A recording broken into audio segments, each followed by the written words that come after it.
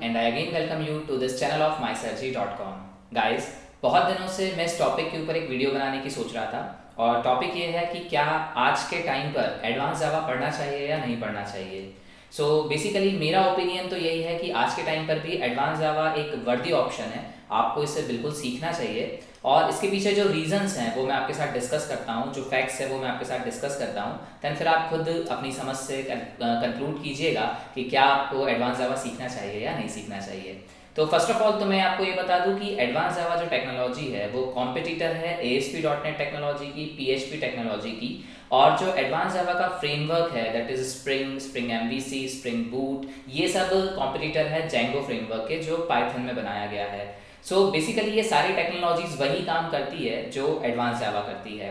सो अगर आप spring boot बहुत अच्छे से सीखना चाहते हैं तो ये इंडस्ट्री भी यूज़ करती है, मतलब स्प्रिंग बूट ही या स्प्रिंग MVC फ्रेमवर्क ही इंडस्ट्रीज में चलता है। और ये फ्रेमवर्क बेसिकली आप बहुत ईजिली सीख सकते हैं अगर आपको एडवांस जावा टेक्नोलॉजी अच्छे से आती है। एडवांस जावा टेक्नोलॉजी में भी अगर आप सर्वलेट और JSP को अगर बहुत अच्छे से सीख चुके हैं तो आपको बेसिक बहुत अच्छे से पता होगा। इस बेसिक कंसेप्ट में रिक्वेस्ट को कैसे डिस्पैच करते हैं, रिक्वेस्ट को कैसे रिडायरेक्ट करते हैं, रिक्वेस्ट क्या होती है, रिस्पॉन्स क्या होता है, कैसे सर्वर इंटरनली काम करता है, इसके साथ ही सेशन क्या होता है, सेशन ट्रैकिंग से रिलेटेड जो बहुत सारे कॉन्सेप्ट्स हैं, ये अगर आप स्प्रिंग बूट की बजाय एडवांस जावा में सीख कर आगे बढ़ते हैं तो स्प्रिंग बूट में कम मेहनत करनी पड़ती है, थोड़ा सा स्प्रिंग बूट जल्दी समझ में आता है, या कोई भी वेब बेस्ड फ्रेमवर्क जो भी है, सर्वर साइड बेस्ड जो भी फ्रेमवर्क है वो ज़्यादा इजीली समझ में आता है। इस चीज़ को आप ऐसे समझ सकते हैं कि अगर आप डायरेक्ट जावा पे या .NET टेक्नोलॉजी पे माइग्रेट करते हैं, C#.NET टेक्नोलॉजी ले लीजिए या कोर जावा ले लीजिए, इसके ऊपर अगर आप डायरेक्ट माइग्रेट करते हैं तो ज़्यादा टिपिकल होता है। अगर आप C और C++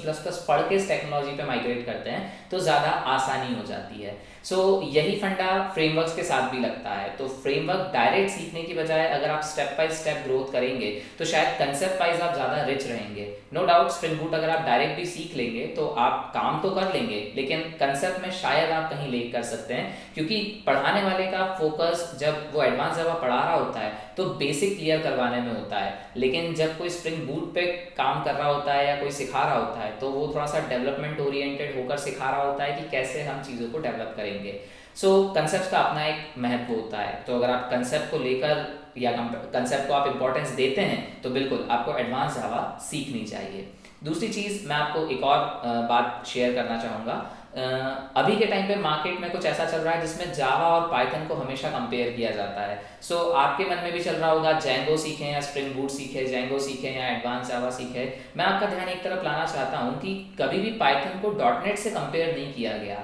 तो क्या .NET मार्केट में नहीं है? ऐसा बिल्कुल नहीं है। .NET का अपना एक डोमेन है, आज भी .NET मार्केट में अलाइव है, आज भी ढेरों प्रोजेक्ट्स .NET पे बन रहे हैं। फिर चाहे वो MVC फ्रेमवर्क हो .NET का, या ASP.NET हो या C#.NET हो, जो .NET के फ्लेवर्स हैं बेसिकली। सो इनके बारे में कोई बात नहीं कर रहा है, सिर्फ पाइथन और जावा कंपेयर हो रही है। सो क्या .NET का कोई अस्तित्व नहीं है? ऐसा बिल्कुल नहीं है। सो कितनी ही चीज़ों को आप कंपेयर कर लीजिए, आप ये मान के चलिएगा हमेशा अगर मार्केट में कोई टेक्नोलॉजी है तो उसका अस्तित्व है।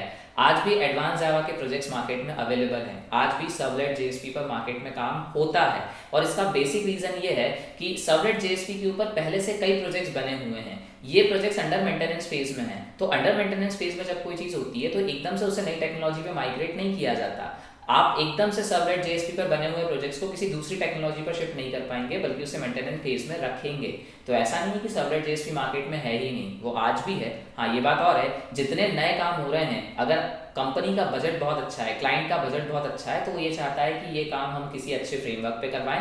पर अगर बजट शॉर्ट होता है तो मान के चलिएगा बजट शॉर्ट होने की स्थिति में PHP जैसी लैंग्वेजेस भी आज मार्केट में सर्वाइव करती हैं। PHP पर आज भी प्रोजेक्ट्स बनते हैं जब हम लो बजट की बात करते हैं। सो मेरा यही कहना है, हर टेक्नोलॉजी का मार्केट में अस्तित्व है, हर टेक्नोलॉजी अपनी जगह पर श्रेष्ठ टेक्नोलॉजी है, तभी वो मार्केट में आज भी अवेलेबल है। सो आप इस चीज़ को ऐसे कंक्लूड कर सकते हैं कि अगर आप स्प्रिंग बूट सीखना चाहते हैं, स्प्रिंग MVC सीखना चाहते हैं, जावा के फ्रेमवर्क सीखना चाहते हैं बेसिकली, तो आपको बिल्कुल एडवांस जावा के थ्रू अगर आप आगे बढ़ते हैं तो सीखने में काफ़ी आसानी होगी। लेकिन अगर आप डायरेक्ट माइग्रेट करते हैं स्प्रिंग बूट या स्प्रिंग MVC या ऐसे किसी फ्रेमवर्क के ऊपर, तो क्वाइट पॉसिबल है कि शायद वहाँ आपको कुछ समस्याओं का सामना करना पड़े। सो फाइनली मैं यही कहूँगा कि एडवांस जावा आज भी एक वर्दी ऑप्शन है, आप इसको बिल्कुल सीखें और इसके बाद बस रुक मत जाइएगा। एडवांस जावा के बाद ज़रूर एक फ्रेमवर्क सीखिएगा ताकि आप इंडस्ट्रियल जो स्टैंडर्ड है उसको मैच कर सकें।